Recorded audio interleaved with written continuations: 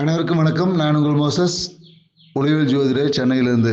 என் உயிரான ஈசனை முன்னிறுத்தி அவனார்களாலே வந்தான் வணங்கி, குரு பயிற்சி பலன் விருச்சிக ராசிக்கு இந்த ஆண்டு எப்படி இருக்க போகுது, இதுதான் நம்ம பார்க்க போகிறோம். ஏன்னா கடந்த ஆண்டு பார்த்தீங்கன்னு வச்சுக்கிங்களேன், நீங்கள் எதிர்பார்த்த விஷயங்கள் எல்லாமே நிறைய நிகழ்வுகள் வந்து திருமணத்துக்காக காத்திருந்தவங்களுக்கு எல்லாமே திருமணத்துக்கான ஒரு வாய்ப்பு உருவாகிருக்கும். சில காரணங்களால் அதை தடைப்பட்டும் போயிருக்கும்.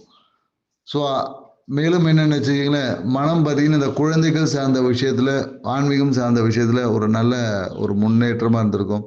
ஸோ மேலும் என்னென்னாக்கா, முன்னேற்றம்ன்றது சொல்கிறதுக்கு பதிலாக ஆன்மீக சார்ந்த நாட்டம் அதிகமாக இருக்குன்னு சொல்ல முடியும். ஸோ இந்த காலகட்டத்தில் எப்படி இருக்க போகுது, பெரும்பாலும் விருச்சிக ராசிக்காரங்களுக்கு எப்படி இருப்பாங்கன்னா, எப்போதுமே இந்த உணர்ச்சி வசப்படக்கூடியவங்களாக தான் இருக்கிறாங்க. உணர்ச்சி வசப்படுவது தான் இவங்களுக்கு. ஏன்னா அந்த உணர்ச்சி வசப்பட தடுத்துக்க நம்ம எத்தனையோ வீடியோவில் சொல்லியிருக்கோம். ஆனாலும் எந்த விருச்சிக ராசியும் அது சரி பண்ண மாதிரி எனக்கு தெரியல. சரி, பரவாயில்ல. என்னன்னாக்கா, இந்த சனி பயிற்சியில் பார்த்தீங்கன்னா நிறைய விருச்சிக ராசிக்காரங்க வீடு மாற்றம் என்பது ஏற்பட்டிருக்கு. சில பேர் வாகனத்தையும் சேஞ்ச் பண்ணியிருக்காங்க. ஸோ இந்த சனி பயிற்சி உங்களுக்கான நற்பலங்களே வழங்கக்கூடிய இடமா தான் இருந்தது. ஏன்னா கடந்த காலத்தில் சனி பகவான் பார்த்தீங்கன்னா நிறைய அந்த குலதெய்வ வழிபாடு, இஷ்டதெய்வ வழிபாடுலாம் நிறைய தொல்லைகளை கொடுத்து மன அழுத்தத்தை ஏற்படுத்தியிருந்தார். ஆனால் இப்போ அது எல்லாமே முற்றிலும் மாறி இப்போ பார்த்தீங்கன்னா மிகுந்த ஒரு ஆக்கப்பூர்வமாக சனி பயிற்சியாக இந்த காலகட்டம் இருந்துட்டு இருக்கு. ஸோ இப்போ குரு பகவான் பார்த்தீங்கன்னு வச்சிங்களேன், 8ல் போய் உட்கார்றாரு. ஐயோ, 8ல் குரு மறையிறதுனால ஏதோ ஒரு பெரிய நிகழ்வு நடந்துட போகுது, நமக்கு ஏதோ கிடைக்கிறதெல்லாம் கிடைக்காம போயிட போகுது அப்படின்ற ஒரு எண்ணம், உணர்வுகள் எல்லாமே இந்த காலகட்டத்தில் விருச்சிக ராசிக்காரர்களுக்கு ஏற்படும். ஸோ ஆனால் அப்படி ஒரு நிகழ்வானா கண்டிப்பாக இல்லை. ஏன்னா வாழ்க்கை துணை சார்ந்த விஷயத்தில் அது எல்லாமே பேலன்ஸ் ஆகிடும். ஏன்னா இந்த காலகட்டத்தில் பார்த்தீங்கன்னு வச்சுக்க, விருச்சிக ராசிக்காரர்களோட வாழ்க்கை துணையில் கையில் காசு புரளும். அவங்ககிட்ட பார்த்தீங்கன்னா கையில் காசு திடீர்னு அக்கௌண்ட்டில் காசு வரும். சொல்லவே எதிர்பார்க்கவே முடியாது. சும்மா வச்சுருப்பாங்க, திடீர்னு பார்த்தா கிரெடிட்டட் மெசேஜ் வரும். என்றைக்கோ செய்த விஷயங்கள் அளவு கிரெடிட் இப்போ கிடச்சிட்டே இருக்கும். அதனால் திடீர் தன வரவு என்பது விருச்சிக ராசிக்காரரோட வாழ்க்கை துணை இருக்கும். அந்த வரவை அவர் வச்சுப்பாருன்னா வச்சுக்க மாட்டார். அவர் உடனே என்ன பண்ணிவிடுவார், டூருக்கு பிளான் பண்ணுவார். அதனால் நீங்கள் என்ன பண்ணிங்கன்னா உடனே அவர் அக்கௌண்ட்டில் இருக்கிற காசை உங்கள் அக்கௌண்ட்டுக்கு மாற்றிட சொல்லணும். ஏன்னா விருச்சிக ராசிக்காரரோட வாழ்க்கை துணையோடைய அக்கௌண்ட்டில் இந்த காலகட்டத்தில் பணம் என்பது நிற்காது. ஏதோ ஒரு விதத்தில் விரயம் என்பது ஆகிடும். அப்போ அந்த காசை உங்கள் அக்கௌண்ட்டுக்கு டிரான்ஸ்ஃபர் பண்ண சொன்னால் உங்கள் அக்கௌண்ட்டுக்கு மொத்த காசு வரும். அவங்க அக்கௌண்ட்டில் வந்துச்சுன்னா அந்த பணம் அப்படியே சேவிங்ஸாக மாறிடும். வீடு சார்ந்த விஷயத்தில் பார்த்தீங்கன்னா ஒரு மாற்றங்கள் நிகழ்த்துறதுக்கு திடீர்னு பார்த்தீங்கன்னா டக்குன்னு வீடு மாறிடுவாங்க. அதுவும் நிறைய பேர் பார்த்தீங்கன்னா அந்த அப்பார்ட்மெண்ட்ஸில் வீடு மாறுறதுக்கான வாய்ப்புகள் தான் இருக்குது. அப்பார்ட்மெண்ட்ஸில் தான் வீடு வாங்குவாங்க. வீடு மூவ் ஆகுறது, வீடு மாறுறது எல்லாமே நிறைய அப்பார்ட்மெண்ட்ஸாக இருக்கும். ஏன்னா ராகு பகவான் நாளில் வரும்போது அப்பார்ட்மெண்ட்டில் தான் போகிறதுக்கு நிறைய சாத்தியக்கூறுகள் இருக்குது. ஏன்னா உங்களுடைய 12ஆம் இடத்த விருச்சிக ராசியோட 12ஆம் இடத்த குரு பகவான் பார்க்கறதால ஆன்மீக பயணங்கள், பாத யாத்திரைலாம் இந்த காலகட்டத்தில் போகக்கூடிய வாய்ப்பு இருக்குது. போனால் நல்லதானா கண்டிப்பாக நல்லது.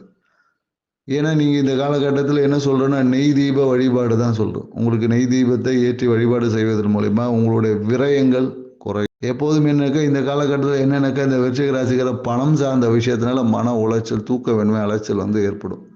பணம் சார்ந்த விஷயமா இருக்கும். சில பேருக்கு குழந்தைகளுக்காக இயங்கக்கூடிய விஷயம், குழந்தை பேருனால இல்லை அந்த குழந்தைகள் சார்ந்த விஷயத்தினால சில பேருக்கு மன உளைச்சல் இருக்கும். வயதானவங்களுக்கு பார்த்தீங்கன்னா ஆன்மீகம் சார்ந்த விஷயத்தில், ஏன்னா சாமிக்கு ஏதாவது இவங்க இந்த காலகட்டத்தில் ஏதாவது ஒரு வேண்டுதல் வச்சுருப்பாங்க, அதை நிறைவேற்ற முடியலையே, அந்த மாதிரியான சூழல்கள் எல்லாமே இந்த காலகட்டத்தில் ஏற்படும் வாய்ப்பு இருக்குது.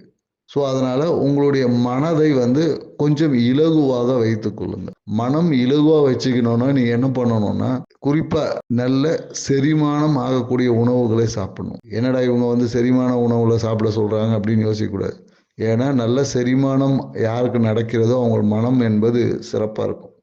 ஏன்னா சைக்காலஜியில் நம்ம நிறைய பேருக்கு மனம் சார்ந்த பிரச்சனைகளுக்கு எல்லாமே நம்ம வயிற்று ஜீரணம் சார்ந்த விஷயத்தை சரி பண்ணும்போது மனம் என்பது சிறப்பாக செயல்படுகிறது என்ற விஷயத்தை நம்ம அறிஞ்சு அது மூலமாக நிறைய பேர் மனம் சார்ந்த பிரச்சனை எல்லாமே, சைக்காட்ரிக் இஷ்யூஸ் எல்லாமே சரி பண்ணிக்கிட்டு தான் இருக்கும். அதனால தான் உங்களுக்கு சொல்கிறது. ஸோ இந்த காலகட்டத்தில் என்ன சொல்லணும்னா, கொழுப்பு சார்ந்த விஷயத்தை கொஞ்சம் கவனம் தேவை. கொழுப்பை எடுக்கக்கூடாது. அதே போல் இனிப்பையும் எடுக்கக்கூடாது. ஆனால் இந்த காலம் தான் பார்த்தீங்கன்னா நிறைய பேர் ஸ்வீட்டாக வாங்கி வந்து கொடுப்பாங்க வீட்டில். சாப்பிட்டு சுகர் ஏறட்டும் இல்லை கொலஸ்ட்ரால் ஏறட்டும்னு சொல்லிட்டு இந்த மாதிரியான நிகழ்வுகள் எல்லாமே விருச்சிக ராசிக்காரர் வீட்டில் கண்டிப்பாக நிகழும்.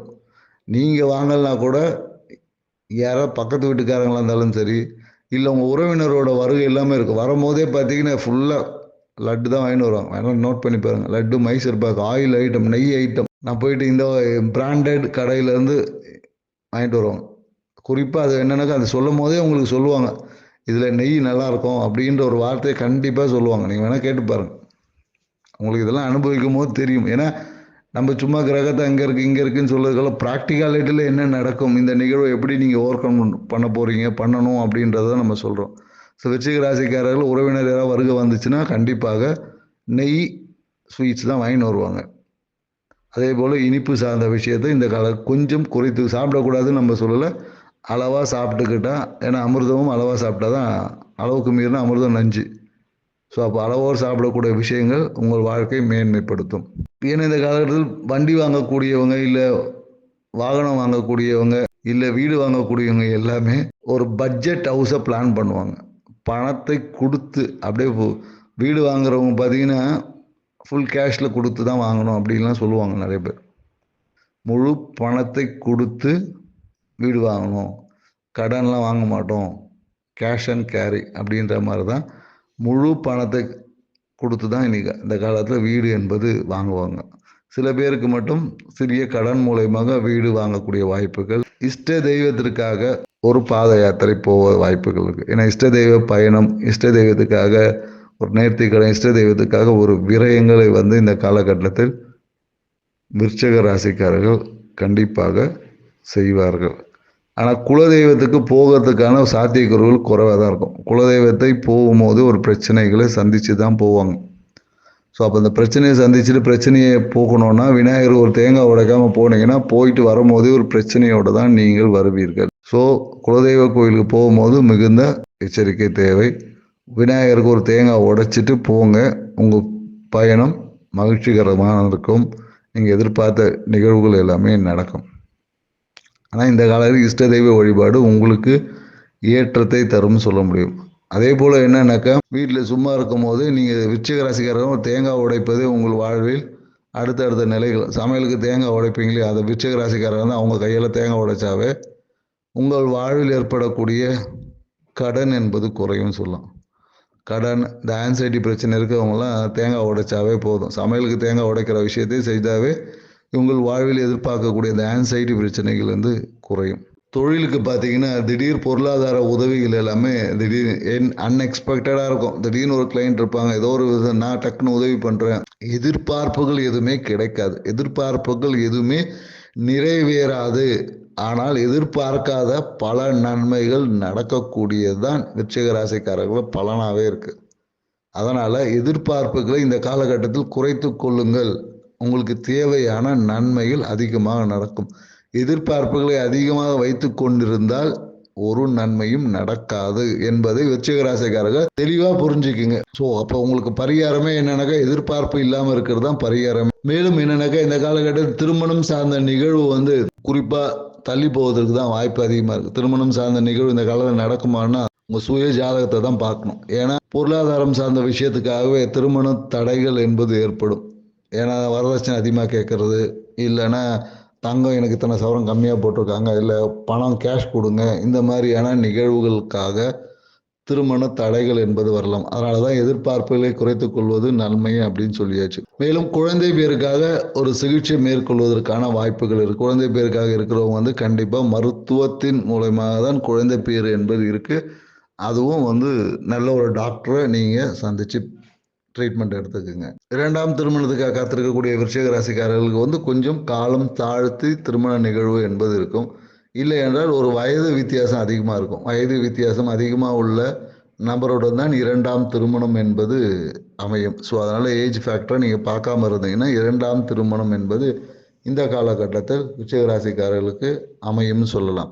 மேலும் என்னென்னாக்கா, விருச்சிக ராசிக்காரர்களுக்கு பரிகாரமாக என்ன சொல்கிறதுன்னு பார்த்தீங்கன்னு வச்சிங்களேன், இவங்க வாழ்க்கையில் குழந்தைகளை பாதுகாப்பது, குழந்தைகள் நலன் பேணி காப்பது, குழந்தைங்களை ஃபோட்டோவை பார்ப்பது, இந்த மாதிரியான நிகழ்வுகளை செய்வதன் மூலிமா இவங்க வாழ்க்கையில் பொருளாதார வளர்ச்சி அடையும், வாழ்வில் பல நன்மைகளும் மேன்மையும் அடைய முடியும். உங்களோட குழந்தைய ஃபோட்டோவை பார்த்தாவே உங்களுக்கு நன்மை நடந்துடும்.